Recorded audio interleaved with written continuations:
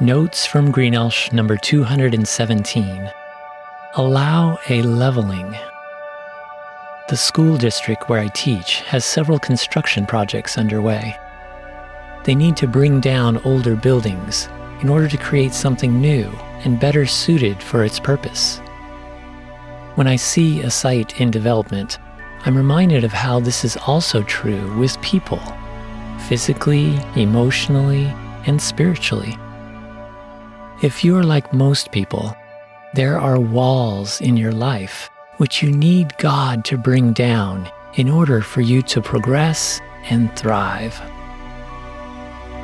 We build walls or encounter walls for various reasons.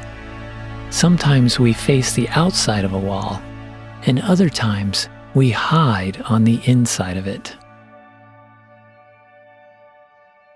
Internal walls.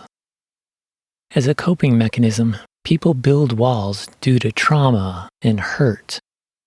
Understandably, they seek to protect themselves from further harm and vulnerability. People also construct walls to hide shame and wrongdoing. Some attempt to secure themselves with walls of self-reliance and self-righteousness. However, these walls are only partially effective. They treat a symptom, but they don't cure the cause. Jesus, God the Son, became a man to live, die, and rise again in order to break down these internal walls and provide abundant, lasting freedom and life for all who trust Him to save them. Here are a few examples of Jesus breaking down people's internal walls for their benefit. Zacchaeus was a Jewish tax collector, hated because he exploited his community to prosper the ruling Romans and himself. A wall of his own making isolated him from people. He wanted a better life. Jesus tore down that wall by accepting, forgiving, and saving Zacchaeus. In joyful response, Zacchaeus gave half his possessions to the poor and repaid all whom he had cheated. Behind a wall of unworthiness, fear, and shame, Peter the fisherman tried to send Jesus away, and later even denied he knew Jesus. But the love of Jesus reconciled and transformed Peter, who went on to lead many others to find and follow Jesus. The pious religious leaders of first century Israel ruled behind walls of self-righteousness. Pridefully, they despised Jesus, even though he was perfectly righteous. Jesus confronted their hypocrisy, calling them whitewashed tombs, having walls which looked good on the outside, but hid rot and death on the inside. A few Pharisees took Jesus' rebuke to heart and repented. Their walls came down, but many hardened the walls of their hearts. They continued to seek honor and status and serve themselves above God and others. One final example is the Tower of Babel. After the Great Flood and before Jesus came to earth as a man, God told people to spread out and inhabit the world. Doing so would require relying on Him. Instead, people decided to defy God, gather together, and build a towering wall into the sky. They desired to ascend into heaven through grandiose effort and make a name for themselves or for their false gods, rather than worshiping the one true God. Jesus, along with the rest of the triune Godhead, judged their rebellion by stopping their wall, confusing their language, and dispersing them to live in various parts of the world. Whether you've built walls of desperation, fear, security, or pride. Jesus wants to eliminate them so you can become all God has created you to be. External walls.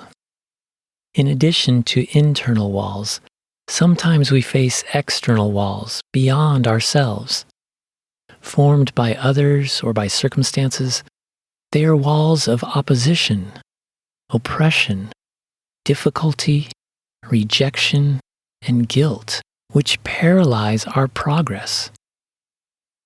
Fortunately, Jesus also knocks down these walls, or provides a way around them or through them. For instance, Jesus liberated Mary Magdalene and the man in the Gerasenes, who each suffered immensely as a vilified captive behind walls of demon possession. Jesus healed many who faced walls of infirmity. He cured the sick, made the lame walk, gave sight to the blind, and even raised the dead to life. When his disciples feared for their lives aboard a boat in a violent squall, Jesus calmed the winds and the waves. When crowds hungered for food, Jesus provided. When a woman caught in adultery was about to be stoned to death, Jesus dismissed her accusers and forgave her instead of condemning her. In all this, Jesus sought to teach people a much deeper spiritual truth, that he himself is the answer to their every need. Only he can bring down walls which we hide behind and which hold us back. Most importantly, he eliminates the wall of sin which separates us from knowing God. Jesus is the way, the truth, and the life. Isaiah prophesied about Jesus and his salvation mission. He was pierced for our transgressions. He was crushed for our iniquities. The punishment that brought us peace was on him, and by his wounds we are healed. We all like sheep have gone astray. Each of us has turned to our own way, and the Lord has laid on him the iniquity of us all.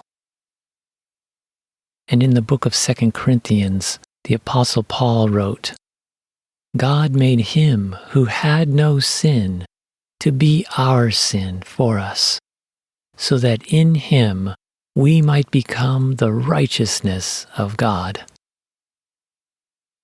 No burden is too heavy, no temptation is too strong, and no sin is too egregious that Jesus cannot bring it down. Anyone who trusts and obeys him can experience victory, restoration, freedom, and real life. Through Jesus, God desires to level any wall to bring about your restoration, growth, and freedom. Many more Bible passages show how God can be your rock and refuge. He can be your strength, power, motivation, and purpose. He can be your peace, rest, comfort, and sanctuary. He can be your greatest love, joy, and fulfillment. Will you let him? In conclusion, my younger brother served in the Army. At boot camp, he experienced a leveling. The military purposely tore soldiers down in order to build them up, so they were fit to serve under the pressure of battle when people's lives were on the line. The same is true in knowing and serving God. He needs to level any internal or external walls in your life so he can build you up. Your life and the welfare of others is at stake. It can be a painful process, for you must die to yourself and yield to God in order to truly live. Yet as you do, God promises to bring all things together for good for those who love Him and are called according to His purpose. That's why Jesus died and rose again for you. All power and authority has been given to Him to bring down any wall so you can be reconciled with your loving Heavenly Father in every aspect of your life, now and forever. What walls do you face? What walls have you constructed between you and others, or between you and God? Ask Jesus to level them. Have others pray with you and for you. Then trust and obey Jesus and His transforming power. Work alongside Him as He tears down your walls or provides a way through them.